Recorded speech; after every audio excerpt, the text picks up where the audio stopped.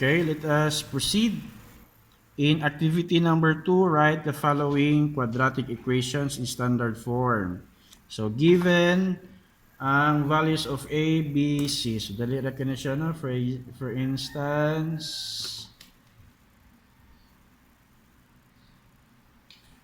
oh, sorry.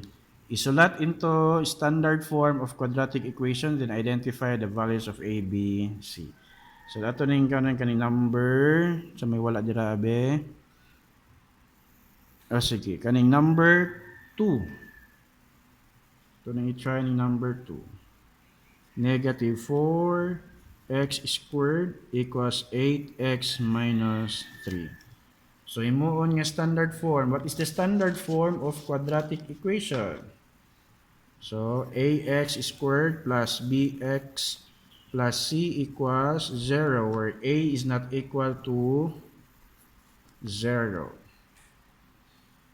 So, para mapurmag ingon ani, so itong ipang tapok. So, mahimo ning negative 4x squared, balihin mahimong negative 8x, balihin mahimong positive 3 equals, ang bilin sa right side, wala na.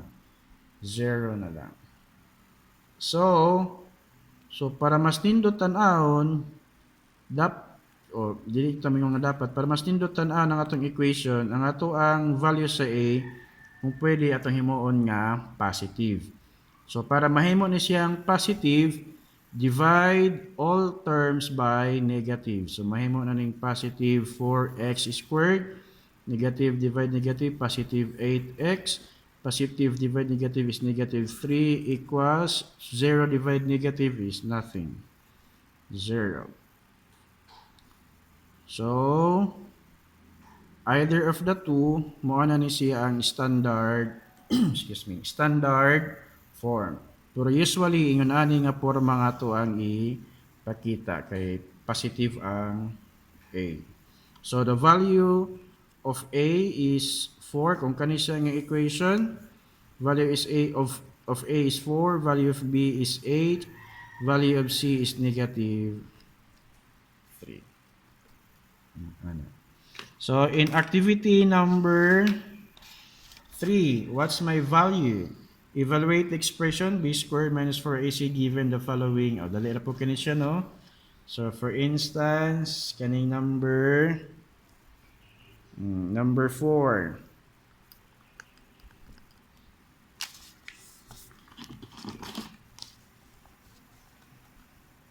So, value of A is 1, value of B is negative 2, value of C is negative 2. So, unsa man karon ang iyahang atong pangitaon ani is the value of B squared minus 4AC. So, ato la siyang ipag-substitute. Value of B is negative 2 minus 4. Value of A is 1. Value of C is negative 2. Square of negative 2. Negative 2 times negative 2, positive 4. Then, negative. So, ato sa lang ikuan. Negative. Then, atong i-multiply ang tanan. 4 times 1 times negative 2 is negative 8. Negative of negative. This is positive. So 4 plus 8. What is 4 plus 8? 12. So, value of b squared minus 4ac when a is 1, b is negative 2, c is negative 2 is 12. Mana siya. In activity number 3. Dirita karon sa activity number 4. Gingon niya diri using the values of a, b, and c in activity 3, write the quadratic equation ax squared plus bx plus c equals 0. Then find the roots of each resulting equation. So una, gamito na to ang value of activity number 3. So write the quadratic equation and then pangitaon din ang roots. So kani atong gamiton nga values. This one. Value of A is 1, value of B is negative 2, value of C is negative 2. So atong pangitaon ang iyahang standard form. So what is now its standard form? So standard form is x squared plus bx plus c equals 0. So ibaylo lang, ang a less than og 1. So kay 1 man, understood 1, kung may makit-an 1. So ano lang butangi dira og 1 kay understood naman siya. Plus, what is the value of b? Negative 2. Then x. Plus, value of c, negative 2 equals 0. So, para di kayo daghay symbols nga makita na to sa atong equation, so ato na lang siyang wad-on na siyang mga symbols uban. So, x squared, positive of negative is negative 2x. Positive of negative is negative 2 equals 0. Ingon ana lang siya. So, this is now the standard form. So next time, this time ato na pong pangitaon ang iyahang roots using any method. Using any method. Sige. Kung tanaan na to siya, ma-factor ba siya? Hindi siya ma-factor ato tas igo ra ta magbaylo-baylo. Gamitan na to og quadratic formula. So, x is equal to negative b plus minus square root of b squared minus 4ac all over 2a. So, negative b is negative 2 plus minus square root of b squared minus 4 times 1 times negative 2 all over 2 times 1. Okay. Di ba kani siya na siya value kaganina, no? Pila may value ani niya? So the value is 12. The value is 12. So x equals negative of negative, positive 2 plus minus square root of 12 all over 2. So it means na duha ka value ang x. First value is 2 plus square root of 12 over 2 and another one is 2 minus square root of 12 over 2. So in this case, so wa kita makita niya fixed, no, niya value tungod kay dili man perfect square ang sulod sa radical sign. Pero kung perfect square siya, so dali ra nato siya pangitaan og roots. So again, so sa activity number 3, nga tuon ra, himuon nga standard form given ang values of a, b and c nga makit-an sa activity number 3, dayon pangitaon dayon ang roots using any method. Okay, dirito sa activity 5. So, kumpleto na ang table using our answers, activity 3 and 4. So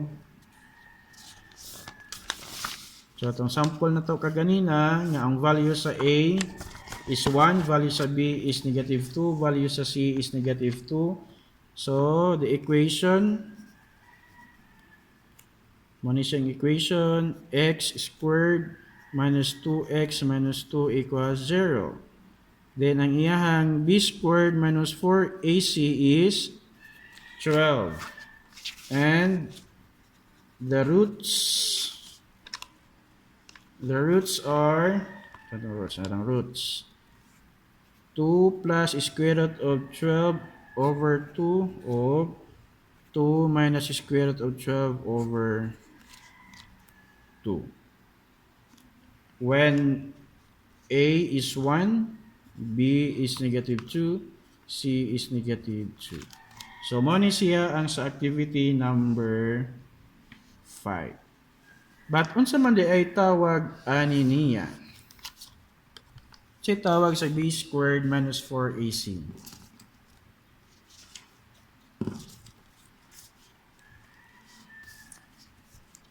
So, we call this expression as the discriminant of the quadratic equation. So, kanilang ang tanaw na to, ato lang siyang i-evaluate ng expression, ato nang mabalaan kung unsa ang nature sa roots of the quadratic equation. So, again, ato sulaton ang quadratic formula, negative b plus minus square root of b squared minus 4ac all over 2a. So, maski pag di pa ta mag-solve sa value of x, ato nang ma-determine kung unsa ang nature sa roots by its discriminant. So, unsa man ang upat ka nature sa roots sa quadratic equation. So, una, kung ang b squared minus 4ac is equal to 0, then the roots are real numbers and are equal.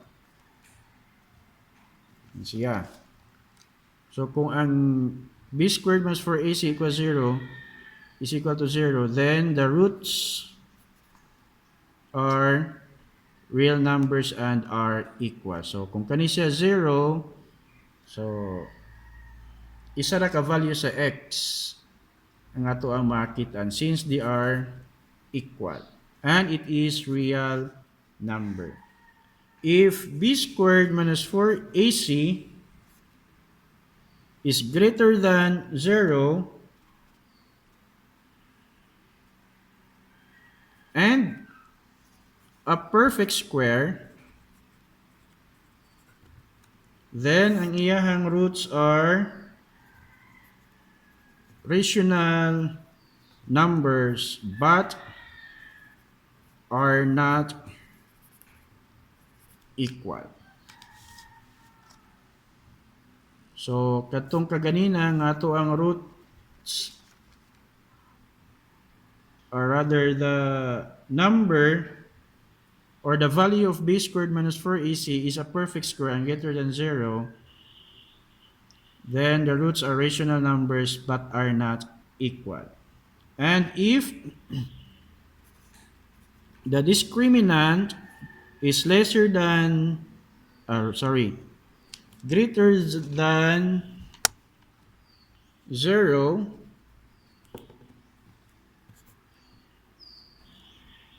but not a perfect square,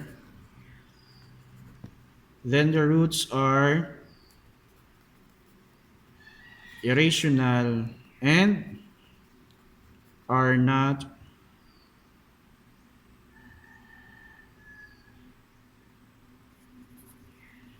equal.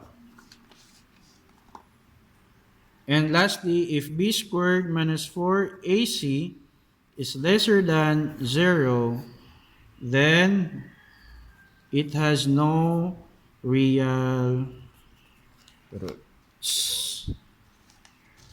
So, related rin siya nga to sa kuano sa extracting square roots. Since ang b squared minus 4ac sulod man siya sa radical sign. So, kung ang discriminant is 0, then the roots are real numbers and are equal. Kaya isa raman i-value niya since 0 man. Relate ito sa extracting square roots. Kung 0, isa ra ka solution or isa ra ka answer.